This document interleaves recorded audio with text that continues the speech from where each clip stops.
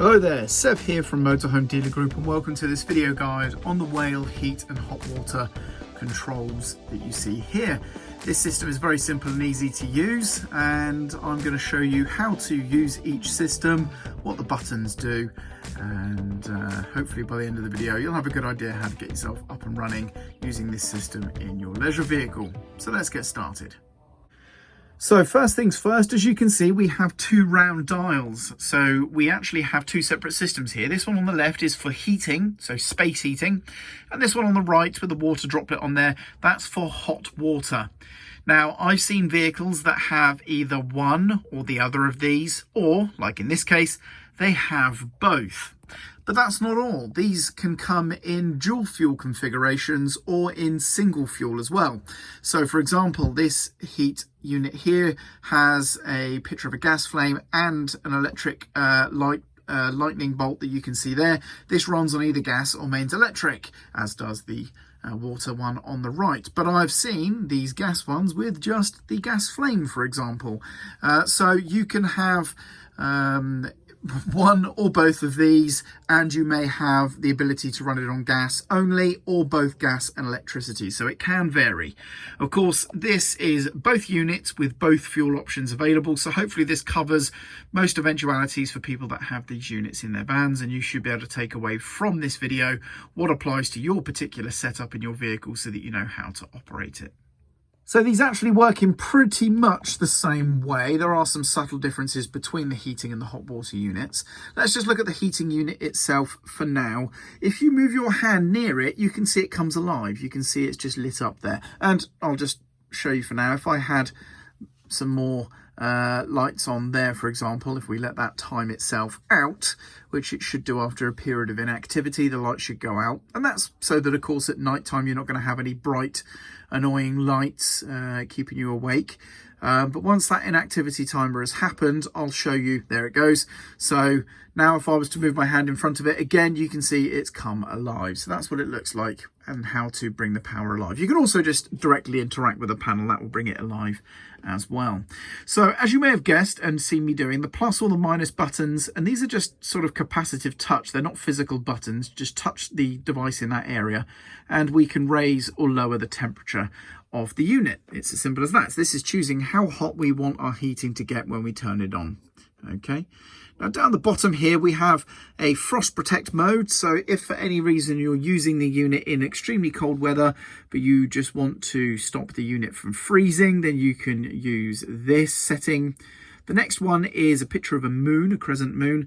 That is night mode, which basically means that you know, during the summer, you may find you're not going to need heating on for the majority of the day and evening, but at the sort of late night into the early hours of the morning, temperatures can drop quite considerably. So it could be quite nice just to have a little bit of heat come on then, and that's what this mode is designed to do. And then if we go up from there, we can just incrementally increase the temperature beyond that point. So it's pretty straightforward there for setting the temperature. But just setting the temperature alone doesn't actually do anything. We need to actually turn on the unit by choosing what energy source we wish to power it. And for this, I'm actually going to turn this light off. This makes it a little bit easier to see, actually. So you'll notice we have the energy source buttons here. We have either gas or we have mains electric. And if I start with the mains electric first, if I touch the button, it goes blue. Now that means the mains electric mode is preparing to turn on. And in a second, the lightning bolt should turn orange. But you'll also notice we have these three pips above the lightning bolt circle there.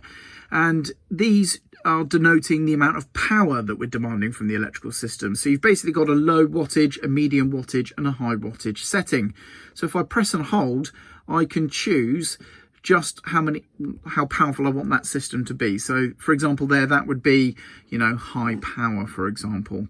Now you'll also find the system is on, and if we were to leave this for a moment, we should expect to see that go orange, but you may find the internal temperature is already warmer than what we're actually asking of the unit here. So let me turn up the temperature, and that should then get the unit to actually want to start up, because I'm sure it gets itself a lot hotter than There you go. So now you can see the lightning bolt has turned orange. That means the system is on and it's now actively heating. So it's going to be heating and then blowing that into the vehicle. So that's mains electric operation. It's as simple as that. And like I say, you can press and hold to change the actual wattage or power of the system. So of course, you're not going to want a low wattage like this if you're trying to get the van as hot as possible. But you just play with the temperature and the wattage to get the most sort of but the best configuration between temperature and energy efficiency, so to speak. We also have gas operation. We simply press the flame, it goes blue, which means it's starting, and it should turn orange, like the one on the water dial there, in a moment when the unit has fired up. So that shows you how this is going to work for gas operation. Now, there's no additional pips. It is just a simple on or off with regards to the gas side of things. So there we go. So very, very simple and easy to use, as you can see. So like I say, we just choose the temperature and then choose the energy source. So that's the heating. The hot water is very similar, but there are some subtle little differences actually. So what we have with regards to the hot water is we still have a frost protect setting on the temperature.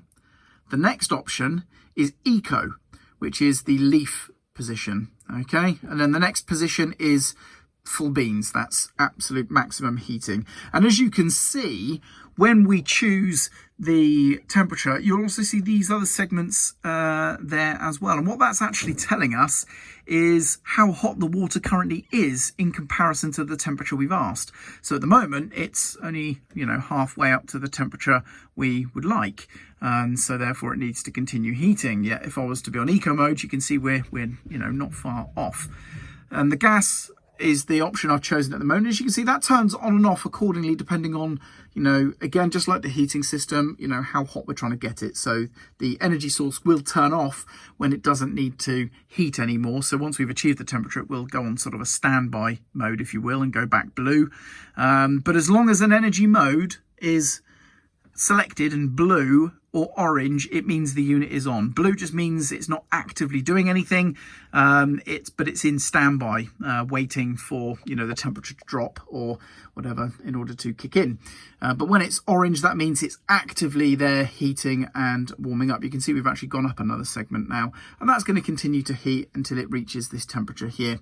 And likewise, for example, the eco, we're pretty much already there. And if I was to leave it in this, we should see this gas flame, if I'm correct. It should turn blue in just a second to basically say that, yep, the unit's at temperature, so the gas is going to switch off for now until it needs to reheat the water again in a bit. And just as the heating system, we've got mains electric operation here as well. And this particular unit also has the additional 3 pips as well, so that you can choose the amount of electrical power you're drawing. And like I said at the start of the video, you may have these units but only have the gas option. And that's fine. It works exactly the same way. You just don't have the electrical option to play around with as well. And again, just to be clear, when I'm talking about electric, I am talking about mains electric power. So you will need to be on hookup for this or for the mains electrical side of things to work. And to turn the units off, if you're wondering that, just simply turn off whichever energy source you have powering whatever it is you're running, whether the heating or the hot water. So now, even though the temperature there is active, the unit is actually off because I have turned off the energy source. And it's as simple as that. So that's how to use the Whale heat and hot water controls in this sort of circular fashion. Hopefully you found this video useful. I'm Sev, and thank you very much for watching.